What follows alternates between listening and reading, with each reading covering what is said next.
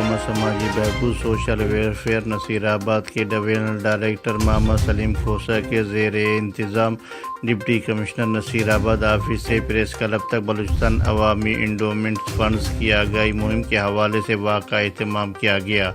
Press club کے سامنے assistant commissioner Ghulam حسین بھنگر، divisional director سماجی بہبود نصیر آباد محمد سلیم کھوسہ و دیگر مقررین نے خطاب کیا۔ واقعہ میں قبائلی سماجی رہنماؤں سمیت طلباء نے بھی خصوصی طور پر شرکت کی۔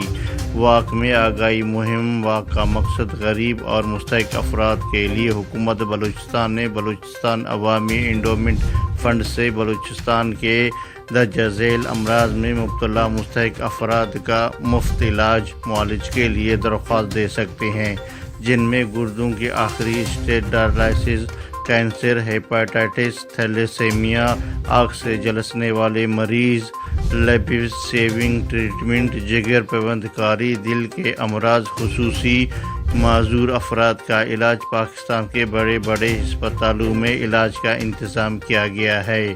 عزیز اللہ ساسولی، نمائندہ مشرق ٹی وی، نصیر آباد۔